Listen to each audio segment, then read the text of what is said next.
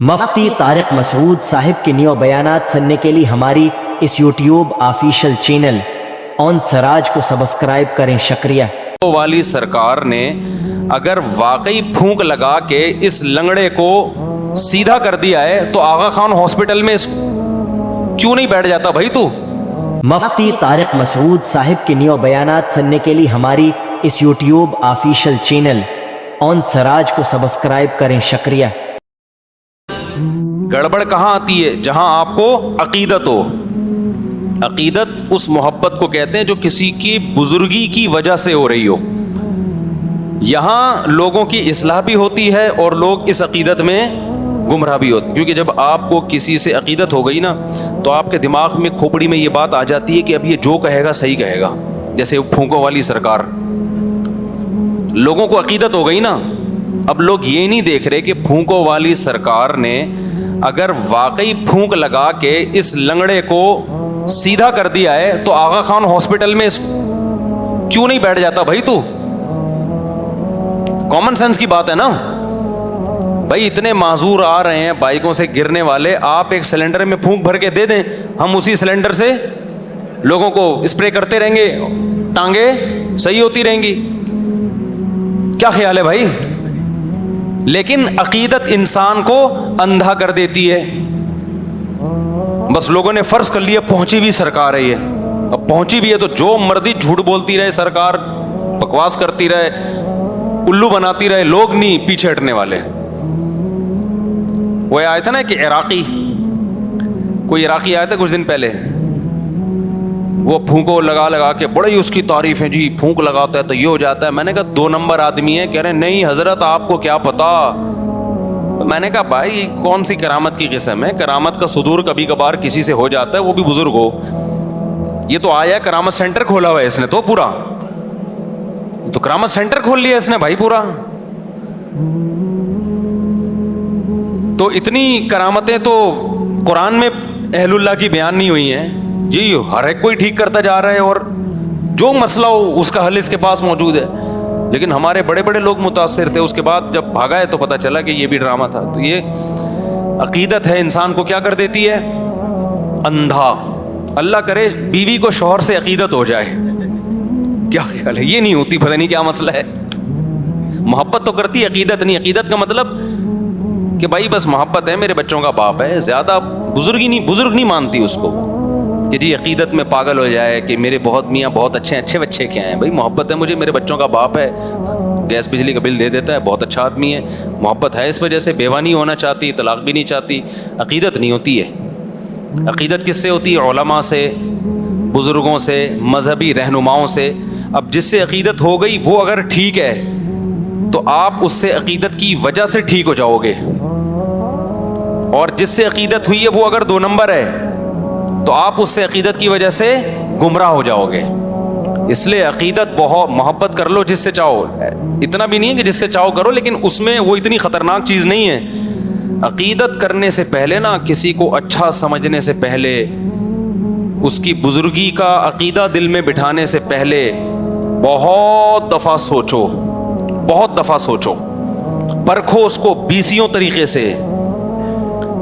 اسی وجہ سے ہم یہ کہتے ہیں کہ کسی کو بزرگ مان لینا، یا بزرگ مان لینے میں تو حرج نہیں ہے، بزرگ بنا لینا، کہ اس سے اصلاحی تعلق قائم کر لینا کہ آج سے میرے یہ پیر صاحب ہیں. لوگ کہتے ہیں نا مرشد پیر بنایا ہوا ہوتا ہے نا. رشتہ تلاش کرنے میں اتنی تگ و دو نہ کیا کرو، لیکن کسی بزرگ سے بیعت ہونے میں اس سے زیادہ ٹینشن اٹھایا کرو، اس کو پرکھا کرو. سمجھتے ہو گے نہیں سمجھتے؟ لوگ بیعت ہوتے ہیں نا، فلاں بزرگ کے ہاتھ پہ بیعت ہو گیا، اس سے اصلاح لے رہا ہوں، یہ بہت مبارک عمل ہے، اس کے بڑے فائدے ہوتے ہیں. لیکن یہ جب مبارک عمل ہے جب جس کے ہاتھ پہ بیعت ہو رہے ہو وہ 2 نمبر آدمی نہ ہو، وہ کیا ہو؟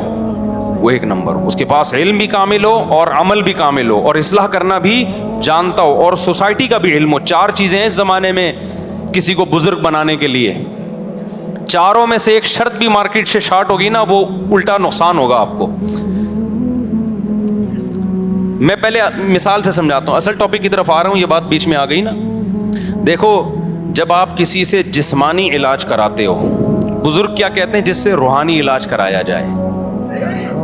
روحانی کا مطلب وہ جن چڑیل بھوت والا نہیں, وہ تو بزرگ ہوتے ہی نہیں ہیں, اس کے لیے شرط ہے کہ بزرگ نہ ہو تو ہوگا وہ. روحانی کا مطلب یہ ہے کہ دل سے دنیا کی محبت نکل جائے, نیک اعمال کا شوق پیدا ہو جائے, گناہوں سے نفرت ہو جائے. کبھی گناہ اگر خدا نخواستہ ہو جائے تو توبہ کے بغیر سکون نہ ملے, صدقات و خیرات کا جذبہ پیدا ہو جائے, دولت کی محبت نکل جائے, شہرت کی محبت نکل جائے, دنیا کو مسافر خانہ سمجھنا شروع کر دے, جنت کی لالچ پیدا ہو جائے, جہنم کا خوف پیدا ہو جائے, سستی کاہلی جو عمل میں ہو رہی ہے وہ سستی چستی میں تبدیل ہو جائے. اس عمل کو روحانی علاج اور اصلاح کہا جاتا ہے شریعت کی روشنی میں. انسان کی زندگی کے دو پہلو ہیں, ایک جسمانی اور ایک روحانی. جسمانی ڈاکٹر کہلاتے ہیں, روحانی ڈاکٹر بزرگ کہلاتے ہیں. سمجھ میں آ رہی ہے بات کہ نہیں آ رہی ہے؟ صحابہ کرام جسمانی علاج حکیم اور طبیب سے کرواتے تھے, روحانی علاج کے لیے اللہ نے کس کو بھیجا؟ محمد صلی اللہ علیہ وسلم کو. کیا مطلب؟ یزکیہم, نبی کا کام ہے ان کا تزکیہ کرنا, ان کو گناہوں سے پاک کرنا, توبہ کروانا ان سے, عقیدہ بھی پاک ہو جائے اور عمل بھی پاک ہو جائے. تو یہ روحانی. تو نبی کے بعد صحابہ روحانی معالج تھے, تابعین کے بعد تابعین تبع تابعین کے لیے. یہ سلسلہ سینہ بسینہ آج تک چلا آ رہا ہے. یہ جو 4 سلسلے ہیں نا, نقش بندی, قادری, سہراوردی اور چشتی, یہ چاروں سلسلے اسی کی کڑی ہیں ایک, کہ باقاعدہ پھر اہل اللہ نے, اللہ والوں نے اس کو باقاعدہ ایک مرتب کیا, اس کو ایک نظام بنایا. جیسے فقہ پہلے بکھرا ہوا تھا نا, فقی مسائل, لیکن اس بکھرے ہوئے کام کو فقہا نے سمیٹ کے 4 سلسلوں میں بند کر دیا. حنفی, مالکی, شافعی, حنبلی, چاروں برحق ہیں. تو ایسے ہی جو اصلاح امت کا کام تھا نا, جس کو تصوف نام دیا جاتا ہے, یہ روحانی علاج کہا جاتا ہے, یہ بھی بکھرا ہوا تھا. تو یہ 4 سلسلوں میں کیا ہو گیا؟ بند ہو گیا. چشتی, قادری, سہراوردی اور نقش بندی, اس میں بڑے بڑے بزرگ گزرے ہیں. اب جیسے یہ جو 4 سلسلے حنفی, مالکی, شافعی, حنبلی, اس میں بڑے بڑے فقہا گزرے ہیں لیکن بدعتی بھی گزرے ہیں. تو ایسے ہی یہ 4 تصوف کے سلسلے میں بڑے بڑے اللہ والے گزرے, مگر 2 نمبر بھی گزرے ہیں. کیونکہ فوراً لوگ مثال دیتے ہیں وہ فلاں 2 نمبر تھا. بھائی 2 نمبر تو ہر طبقے میں ہوتے ہیں نا, اس کا یہ مطلب تھوڑی ہوتا ہے کہ سلسلہ ہی غلط ہو گیا. تو پوری دنیا میں جہاں بھی آپ جائیں گے نا, جتنے بڑے بڑے اللہ والے گزرے ہیں, میجورٹی انہی 4 سلسلوں میں سے کسی میں سے تعلق نظر آئے گا آپ کو. تو یہ کس کے لیے؟ روحانی علاج. اب روحانی علاج کا مطلب سمجھ گئے؟